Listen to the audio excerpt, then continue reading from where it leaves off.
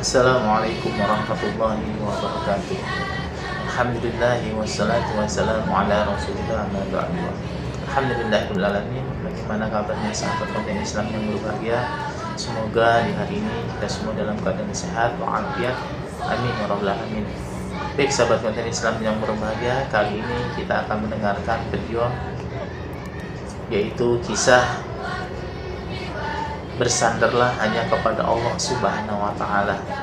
Seperti apa hamba-hamba yang bersandar kepada Allah Subhanahu wa Ta'ala dan apa-apa saja ujian-ujiannya. Baik sahabat konten Islam yang berbahagia, kita simak saja video berikut ini. Terima kasih yang sudah mendukung channel ini.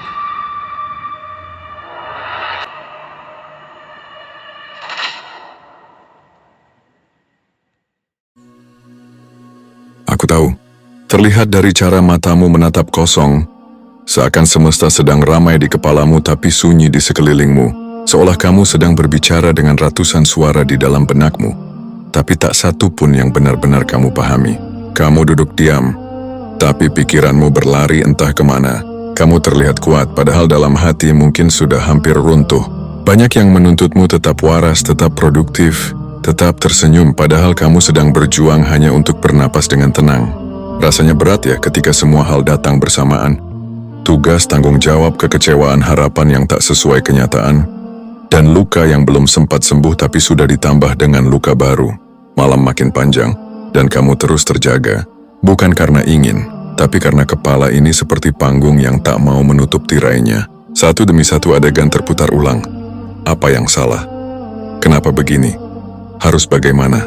Tapi di antara gundah dan keruwetan ini, izinkan aku menyampaikan sesuatu. Bukan untuk menggurui, tapi sebagai teman seperjalanan dalam hidup yang kadang pelik ini. Tahukah kamu, dalam Islam saat pikiranmu kusut, hatimu penuh beban, dan langkahmu seolah tak tahu arah, itulah saat di mana Allah sedang memanggilmu untuk kembali lebih dekat. Bukan untuk dihakimi, tapi untuk dipeluk.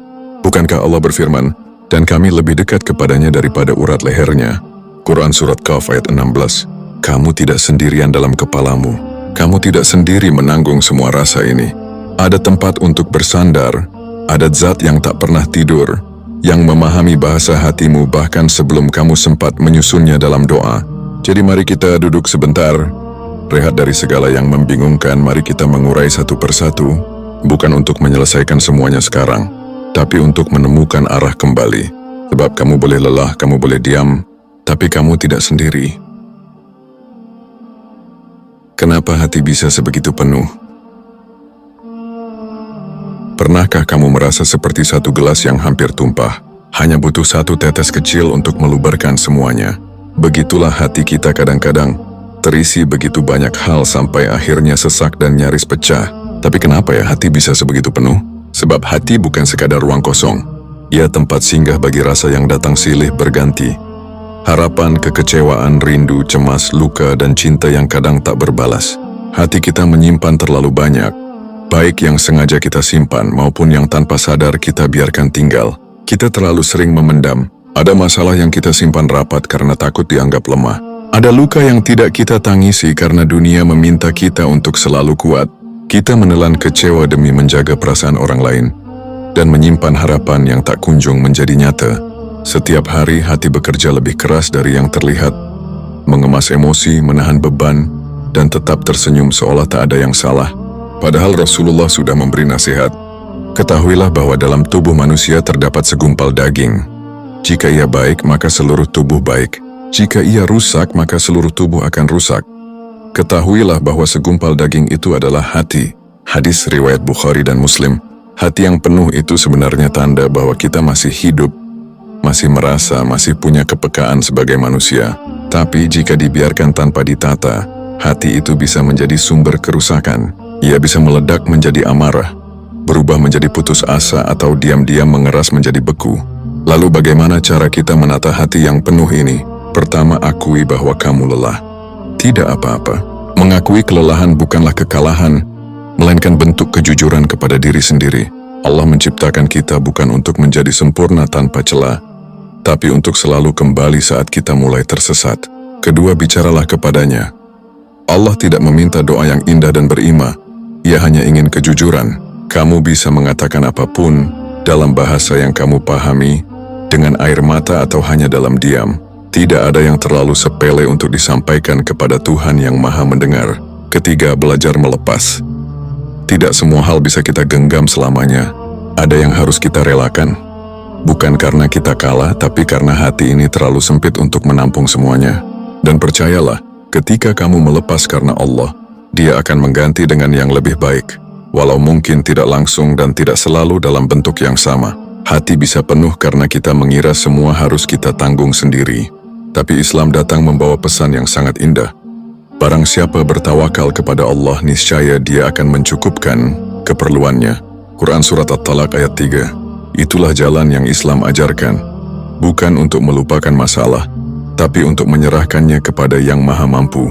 Sebab di atas segala beban yang kamu bawa, ada tangan Allah yang siap menolong. Kamu tidak dituntut menyelesaikan semuanya sekarang. Kamu hanya diminta untuk bersandar dan percaya. Maka jika hari ini hatimu terasa penuh, jangan terus kamu diamkan.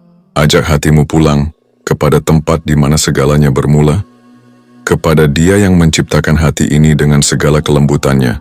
Dan percayalah, tak ada air mata yang jatuh sia-sia jika itu tertumpah di hadapan Allah. Apa yang harus dilakukan saat hati dan pikiran penuh? Saat hati dan pikiranmu terasa penuh, rasanya seperti berada di tengah lautan yang luas. Ombak datang bertubi-tubi, dan kamu hanya bisa berpegangan pada sisa tenaga yang ada. Nafas terasa sempit, dan kamu tidak tahu kemana harus berenang. Tapi dalam Islam kita tidak dibiarkan tenggelam sendirian. Ada pelampung-pelampung dari langit yang bisa kita raih. Maka apa yang bisa dilakukan saat semuanya terasa begitu berat? Kembali ke syalat. Bukan hanya sebagai kewajiban, tapi tempat istirahat. Syalat bukan sekadar rutinitas 5 waktu. Ia adalah janji Allah untuk memberimu jeda. Ketika sujud, kamu bisa menangis tanpa takut dihakimi. Ketika berdiri, kamu bisa menceritakan semua yang tak bisa kamu bagi kepada siapapun. Rasulullah pernah bersabda, "Wahai Bilal, istirahatkan kami dengan salat." Hadis riwayat Abu Daud. Lihatlah bagaimana Rasul menjadikan salat sebagai tempat bernaung. Maka saat pikiranmu terlalu riuh, ambil wudu, bentangkan sajadahmu. Tidak harus panjang, cukup hadirkan hatimu. Biarkan Allah menjadi pendengar terbaik saat dunia terasa bising. Ambil waktu untuk diam. Dalam kehidupan yang serba cepat ini, kadang kita lupa bahwa diam juga bagian dari penyembuhan. Bukan lari, tapi rehat. Kadang Allah tidak langsung menjawab keluhmu dengan perubahan keadaan, tapi Ia menenangkannya dengan hening. Sebuah ruang di mana kamu bisa memeluk dirimu sendiri dan berkata, "Aku tidak baik-baik saja, tapi aku sedang berproses." Menepi bukan berarti menyerah. Justru disitulah kamu memberi ruang bagi Allah untuk masuk lebih dalam. Di kesendirian, doa lebih jujur dan hati lebih terbuka. Zikir, mengisi ulang hati dengan ketenangan. Bayangkan hatimu seperti gelas yang keruh. Zikir adalah air jernih yang dituangkan perlahan. Semakin banyak zikir, semakin bersih isinya. Ingatlah, hanya dengan mengingat Allah hati menjadi tenang. Quran Surat Ar-Ra'd ayat 28. Sebut nama Allah dalam hatimu. Pelan-pelan, lembut. Hasbunallahu wa ni'mal wakil.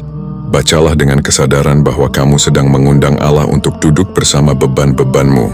Ubah fokus dari apa yang kurang menjadi apa yang ada. Saat pikiran penuh, kita cenderung melihat kekurangan. Kita lupa bahwa di antara semua yang hilang, masih ada yang bertahan. Kita masih bisa bangun pagi, masih bisa menangis, yang berarti kita belum mati rasa. Masih punya waktu untuk berbenah. Bersyukur bukan tentang memaksa diri bahagia, tapi mengakui bahwa di tengah kekacauan, Allah tetap memberimu sisa-sisa kebaikan sebagai pegangan. Cobalah setiap malam, tulis 3 hal kecil yang patut disyukuri hari ini. Perlahan pikiranmu akan belajar menepi dari gelisah. Jangan sendiri terlalu lama. Iya, menepi itu penting, tapi jangan menutup diri terlalu lama. Allah menciptakan manusia dalam komunitas bukan tanpa sebab. Bicaralah dengan orang yang kamu percaya. Minta ditemani. Sekadar duduk bersama dalam diam pun kadang cukup untuk membuat hati terasa ringan. Rasulullah bersabda, sesungguhnya setan itu bersama orang yang sendiri, dan dia lebih jauh dari 2 orang yang bersama. Hadis riwayat Ahmad. Allah tahu kita tak bisa selalu kuat sendirian. Maka jangan merasa bersalah jika kamu butuh bantuan. Itu bukan kelemahan, itu kemanusiaan. Hati dan pikiran yang penuh tidak harus diselesaikan sekaligus. Tapi kamu bisa mulai dari satu langkah kecil. Hadapkan wajahmu ke arah yang benar, ke arah Allah. Maka satu demi satu dia akan menenangkan badai di dalam kepalamu. Mengapa Allah mengizinkan kita mengalami fase ini? Mungkin pernah terlintas dalam hatimu, kalau Allah Maha Penyayang, kenapa aku harus melewati ini semua? Kenapa hati ini harus seberat ini, pikiran harus sesesak ini? Kenapa hidup tidak bisa sedikit lebih mudah? Pertanyaan-pertanyaan seperti itu bukan tanda lemahnya iman. Justru itu adalah bagian dari proses kita memahami Allah lebih dalam. Sebab iman yang dewasa lahir dari gelisah yang jujur. Dan percayalah, tidak ada satupun beban yang kamu tanggung hari ini, kecuali atas izin Allah. Dan izin itu selalu mengandung maksud mulia, karena Allah ingin kita kembali. Kadang saat hidup terasa lapang, kita merasa cukup. Kita sibuk dengan dunia, lupa siapa yang memberi segala kelapangan itu. Maka Allah mengizinkan kegelisahan masuk, bukan untuk menghukummu tapi untuk memanggilmu pulang. Seperti seorang ibu yang mengetuk kamar anaknya yang terlalu lama diam. Allah tidak membiarkan kamu tersesat terlalu jauh. Beban yang kamu rasakan bisa jadi adalah bentuk cinta, agar kamu ingat bahwa kamu tidak bisa berjalan sendiri. Bahwa kamu butuh Dia setiap saat, lebih dari apapun. Karena Allah sedang menguatkan, bukan melemahkan. Ibarat besi yang ditempa, kamu sedang dibentuk. Rasa sakit hari ini adalah palu-palu kasih sayang, yang sedang membentukmu menjadi versi terbaik dari dirimu sendiri. Kamu mungkin tidak menyadarinya sekarang, tapi kelak kamu akan menoleh ke belakang dan berkata, kalau bukan karena ujian itu, aku tidak akan tumbuh sedewasa ini. Allah tidak menguji untuk membuatmu runtuh. Dia menguji untuk membuatmu tahu bahwa kamu lebih kuat dari yang kamu kira, dan kamu selalu punya tempat bergantung yang tak pernah mengecewakan. Allah tidak membebani seseorang melainkan sesuai dengan kesanggupannya. Quran Surat Al-Baqarah ayat 286. Karena Allah ingin kamu belajar melepaskan dan berserah. Kadang kita terlalu menggenggam apa yang bukan milik kita, terlalu berharap pada manusia, terlalu mencintai dunia, terlalu mengatur semuanya seolah kita pengendali takdir. Maka Allah mengambil sedikit untuk menyelamatkan yang lebih besar, untuk mengajarkan bahwa dunia ini fana, dan satu-satunya tempat menggantungkan hati dengan aman hanyalah kepadanya. Saat semua terasa tidak pasti, saat semua yang kamu genggam terlepas, disitulah kamu akan belajar. Ternyata berserah bukan kalah, tapi bentuk keimanan paling dalam. Karena Allah sedang mengajarkan makna sabar. Sabar bukan sekadar diam. Sabar adalah kemampuan untuk tetap taat di tengah tekanan, tetap berharap di tengah gelap, dan tetap percaya bahwa rencananya selalu lebih baik dari rencanamu. Sabar bukan berarti tidak menangis. Justru sabar adalah menangis di hadapan Allah, tapi tetap berjalan meski pelan. Dan yang paling indah dari semua ini adalah, tidak ada kesabaran yang sia-sia. Sesungguhnya hanya orang-orang yang bersabarlah yang dicukupkan pahala mereka tanpa batas. Quran Surat Az-Zumar ayat 10. Jadi jika hari ini kamu bertanya, kenapa Allah membiarkan aku mengalami ini? Jawabannya bisa jadi, karena Dia mencintaimu lebih dari yang kamu tahu. Dan bukankah cinta yang sejati tak selalu terasa manis di awalnya, tapi ia akan selalu membawa kebaikan pada akhirnya. Bagaimana membawa masalah kita ke hadapan Allah dengan sungguh-sungguh? Kadang kita tidak tahu bagaimana harus menyampaikan semua yang ada di dalam kepala dan hati kita kepada Allah. Terlalu banyak yang ingin diucapkan tapi lidah keluh. Terlalu rumit untuk dirangkai, terlalu lelah untuk dijelaskan. Maka kita hanya terdiam, atau sekadar mengucap doa seadanya tanpa rasa. Tapi tahukah kamu, Allah tidak menilai kefasihan lidahmu. Dia melihat ketulusan hatimu, tak perlu kata-kata indah. Cukup jujur, cukup hadir. Cukup datang kepadanya apa adanya. Lalu bagaimana membawa masalah kita ke hadapan Allah dengan sungguh-sungguh? Hadirkan hati dalam setiap doa. Bukan seberapa panjang kalimatmu, tapi seberapa dalam rasa yang kamu bawa. Ketika kamu sujud, jangan terburu-buru bangkit. Diamlah. Biarkan air matamu bicara.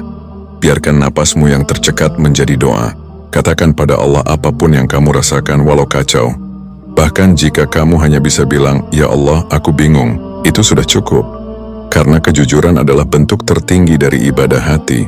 Dan apabila hamba-hambaku bertanya kepadamu tentang aku, maka jawablah, sesungguhnya aku dekat. Aku mengabulkan doa orang yang berdoa apabila ia berdoa kepadaku. Quran Surat Al-Baqarah ayat 186. Gunakan waktu-waktu mustajab. Ada momen-momen ketika langit lebih terbuka untuk doa-doa yang tulus. Sepertiga malam terakhir, antara azan dan iqamah saat hujan turun ketika sujud dalam salat, itu semua adalah waktu-waktu emas. Gunakan itu untuk curhat kepada Allah. Bayangkan dalam heningnya malam, saat semua orang terlelap, kamu bangun dan berbisik pada Tuhanmu, "Ya Allah, aku lelah, tapi aku tahu Engkau mendengar." Maka langit akan menjawab, dan hatimu akan menemukan kekuatan baru. Sertakan keyakinan penuh. Berdoalah dengan iman. Jangan hanya sebagai pelampiasan, tapi sebagai bentuk tawakal. Percayalah, Allah tidak akan mengabaikanmu. Bisa jadi doamu belum dikabulkan hari ini karena Allah sedang menyiapkan jawaban yang jauh lebih baik. Rasulullah bersabda, "Berdoalah kepada Allah dalam keadaan yakin akan dikabulkan." Hadis riwayat Tirmidzi.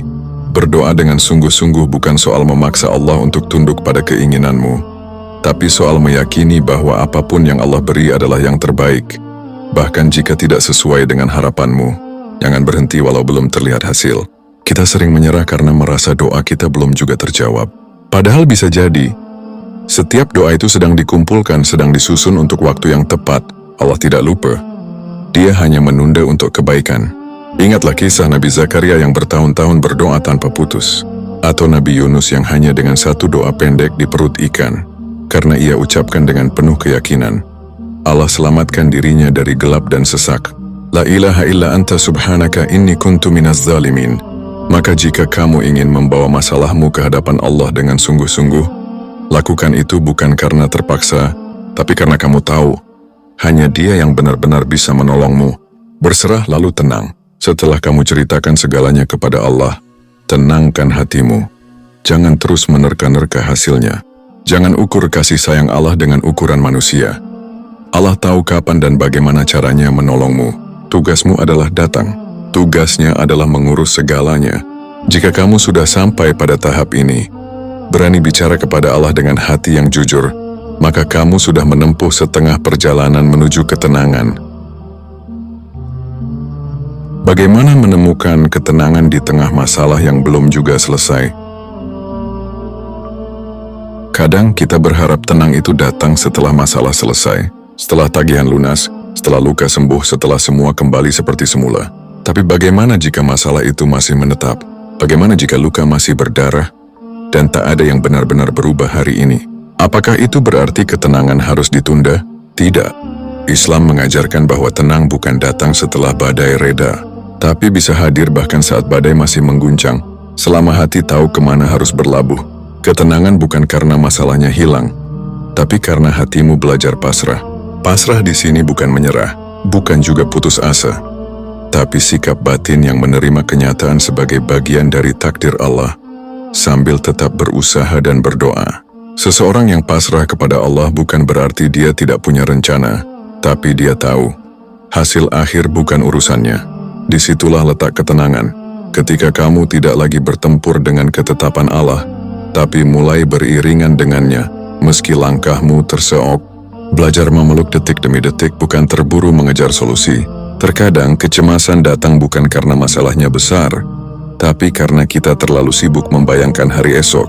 Kita mengkhawatirkan nanti bagaimana padahal hari ini saja belum selesai. Ketenangan hadir saat kita benar-benar hadir. Tarik napas. Rasakan hari ini.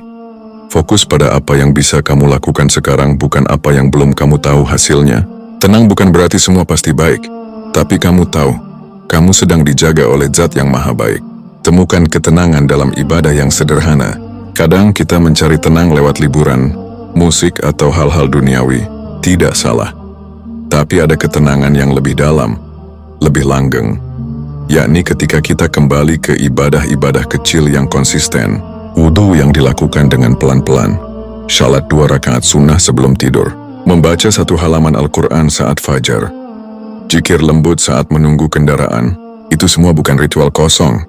Ya seperti setetes embun di hati yang panas. Sedikit, tapi memberi segar. Barang siapa yang mengingatku di dalam dirinya, maka aku mengingatnya dalam diriku. Sahih Bukhari. Bayangkan di tengah bebanmu Allah mengingat namamu. Berhenti menyalahkan diri sendiri atau keadaan. Salah satu penghalang ketenangan adalah perasaan bersalah yang terus-menerus atau menyimpan marah terhadap takdir. Kamu bisa mengatakan, aku harusnya begini, Aku kenapa dulu tidak begitu? Seandainya saja aku tidak mengalami ini, tapi semua itu tidak akan mengubah apapun. Yang bisa kamu ubah adalah cara memandangnya. Alih-alih berkata, kenapa ini terjadi padaku? Cobalah bertanya, Ombring, apa yang Allah ingin ajarkan melalui ini?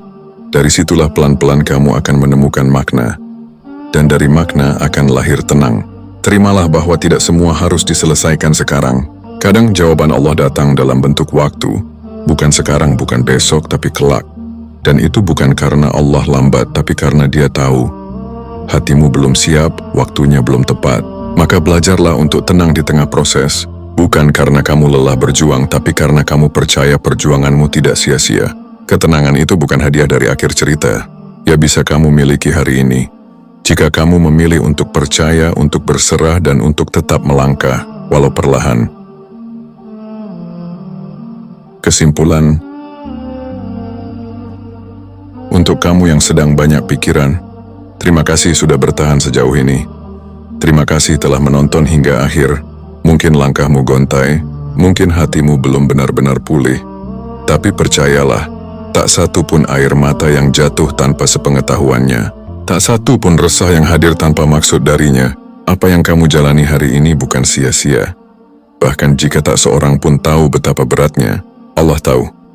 Dan Dia tidak pernah meninggalkan hambanya. Kadang jalan hidup memang tak mudah dimengerti. Tapi bukankah kita beriman bukan pada kenyataan melainkan pada Tuhan yang Maha mengatur segala kenyataan? Tenanglah, tarik napas, kamu boleh istirahat tapi jangan menyerah. Masih banyak kebaikan menantimu di depan. Masih banyak skenario indah yang Allah tulis untukmu. Hanya belum tiba waktunya kau membacanya. Kapanpun hatimu terasa berat, kembalilah ke sini. Dengarkan kembali, renungkan pelan-pelan. Semoga ini menjadi pengingat bahwa kamu tidak sendiri. Dan semoga dari kata demi kata ini, tumbuh harapan yang baru. Kamu kuat, kamu mampu. Dan yang paling penting, kamu dicintai oleh Allah selalu.